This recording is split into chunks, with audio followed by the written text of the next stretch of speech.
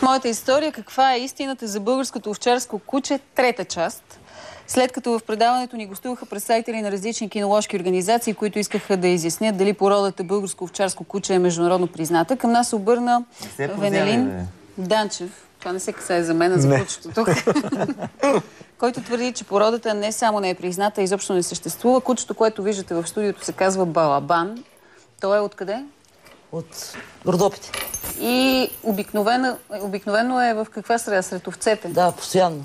Това му е първото излизане в... Първото качване в кола, първото влизане в сграда въобще. Спокойно изглежда. Те са спокойни по принцип. Добре. Какво става с тия кучето? Като всичко друго в България. Айде, дайте да спреме. Ние тук... Какафония. Трета част, четвърта част, пета част. Спрете с тия кучета. Какво искате сега от нас? Няма да спрем, нямаме намерение. Надяваме само да станат по-нормални нещата. Слава Богу, че никой не желая да спира. Това, което ние искаме специално е да съхраним, възстановим, запазим старата българска порода каракачанско куче. Ще се въздържам от далата ми се възможност да наплюя някой друг. Напротив, пожелавам успех на всички, които се занимават с тяхните си любимци. Хубаво е обаче все пак да се съобразяваме поне от време на време с истината. А тя е винаги една. Всички ние, убеден съм без изключение, и от най-ранна възраст сме чували, когато е ставало дума за кучета, пазачи на стада и на животни, сме чували за каракачанско куче. Аз поне не съм попадал на човек, който, коментирайки кучетата на животновъдите, да е казвал друго име, освен името каракачанско куче. Преди 10 на години по не знам каква причина... По-скоро овчарско е най-популярното. Всяко куче, което е с овцете, се нарича овчарско. Да. Но не всяко куче е каракачанско. Всяко куче, което предържава овце, би могло да бъде наречено овчарско, но не всяко от тях върши работа, каквато върши този Балабан, който днес е тук.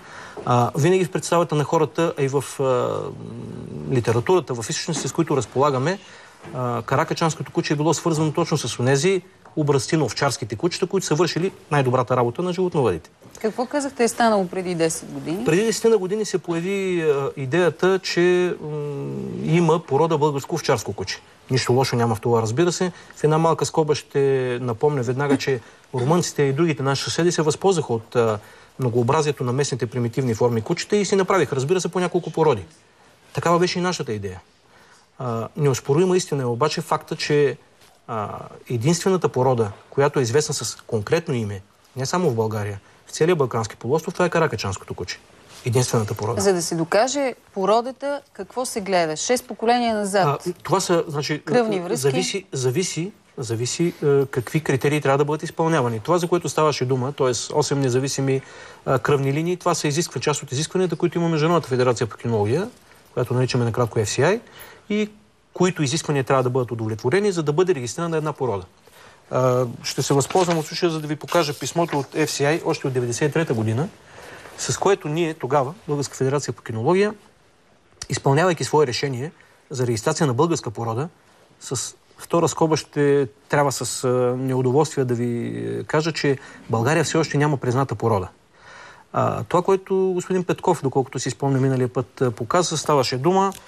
Това е за една организация, която е една от, може би, хилядите организации частни в Германия, UCI, United Kennel Clubs International. Ето това е така наречения сертификат. Значи това е едно писмо, с което тази организация, частна по характер, повтарям, една от хилядите организации на любителите на кучета, е казала, че тя признава българско овчарско куче, което, разбира се, е било представено като такова от господин Петков, от неговата организация. Това обаче не е сертификат за порода. Това е истината. Сертификат за порода могат да издават само патентните организации на страните членки на Европейския съюз. Такова в случая няма. Ние, разбира се, не правим нищо, за да дискредитираме тази некоректна постъпка на нашите колеги, уведомявайки UCI, че такава порода на практика няма. Ние искаме да има такава порода, защото истината е, че българско овчарско куче защо да няма, след като то удовлетворява определени претенции, намерения, желания на част от потребителите, на любителите на кучета. Очевидно се оформи една популация, която е представена от много едри, много големи кучета, които обаче в основата си имат винаги каракачанското куче.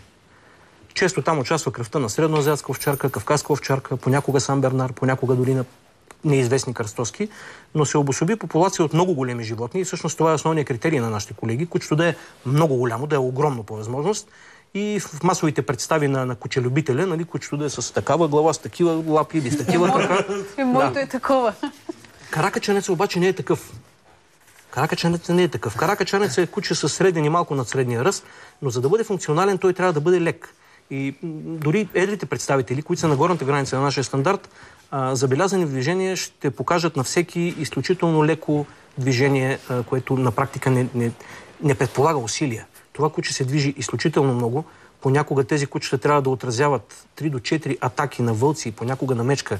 Случвало се едновременно и на мечка, и на вълка. В една и съща вечер да се случи това. Слава Богу, не често, но и това се случва. И от тези кучета се изисква наистина изключителна претенциозност, пъргавина, устойчивост и страхотна психика. А каракачанката регистрирана ли е според тази международна... Каракачанското куче е първата регистрирана автохтонна българска порода животно въобще, не само куче. Това е първата порода, която получи сертификат от Патентно ведомство на Република България и е призната като такава. То беше включено като регистрирана и призната от българската държава порода в справочника, издаден от Изпълнителната агенция по селекция и репродукция, като част от Министерство на земеделието. И като такава порода тя беше представена и на Организацията за попрехрана и земеделие ФАО, която е част от Организацията на Обединените нации. А каква е целта да се заблуждават изобщо хората, не бих искал да търся търговски цели някакви? Много е вероятно. Не е случайно, доколкото си спомням в интернет и до сега битуват реклами. Господин Петков мисля, че е декларирал, че има 45 кучета. Това си е сериозно производство. Това е по-скоро животновъдство. Тоест на вас не ви пречи българско овчарско куче? По никакъв начин. Не само, че не ни пречи. Ви пречи това да се заличава истината за това, коя порода е регистрирана в България? За да бъда много възпитан, ще кажа, че е изключително неразумно да разполагаме с изключително богат, много пластичен генетичен материал. Да разполагаме с най-старото име, което е документирано. 1938 година един германски ветеринарен специалист, доктор Ханс Петерс, описва кучетата в България и ги описва като каракачански кучета, защото срещнал най-типичните екземпляри при овчарите каракачани и защото така ги наричали в България, давайки им името Canis familiaris balcanicus. Тоест ние имаме сборното име каракачанско куче, като най-старото куче пастирско за охрана на Балканите. Разполагайки с тази изключителна възможност, ние до сега не правим нищо. Всъщност това, което правиха нашите колеги, беше колкото е възможно по-интензивно да пречат, да не би да успеем да го регистрираме. Това писмо от FCI показва, че 1993 година ние сме изпратили информацията до FCI и отдавна щехме да имаме регистрирани поне 2 породи. А румънците какво са направили? Румънците си правили това, което правят всички нормални хора. Те си имаха своите класически породи, карпатското пастирско куче, имаха и миоритика, също пастирско куче. Регистрираха си ги в FCI и започнаха да регистрират порода, която е типично българска. Типично българска е чертата да търсим вината в някой друг винаги. Сърбите ни откраднали гончетата, румънците ни откраднали не знам кои кучета, гърците ни откраднали не знам какво. Това са несериозни неща, смешни. Добре, защо не е регистрирано тогава кучето? Защото няколко души пречат. Казано най-просто, няма как да ви го кажа по друг начин. Просто пречат. Ето тук отговор от FCI. Те казват така. Получихме вашето, там господин президент, получихме вашето писмо относно каракачанското куче, но стандарта, т.е. писмото, тъй като процедурата е така, трябва да бъде представено от организацията, която представлява любителите на кучета в FCI. FCI има такова правило. Само една организация на любителите на кучета обединява всички други и ги представлява в FCI. И тези, които тогава излъгаха, защото те излъгаха, значи организацията, която се представяше като БРФК, Българска републиканска федерация по кинология, която мисля, че се представляваше при вас от господин Попов, просто излъга. Защото тук пише, че към 30 септември те бяха изпратили писмо 1993 година, а тази организация е юридически регистрирана ноември месец 1993 година. Нали сещате, че няма как организация, която е получила регистрация на ноември месец, 30 септември да е уведомила FCI за нещо. А те се представиха под името на друга организация. 1993 година до днес са 16 години. Точно така. И за 16 години не можахте да го регистрирате. Напротив, ние можем. Казвал съм няколко пъти, че ако не ни пречат, ние за една година щяхме да регистрираме каракачаница.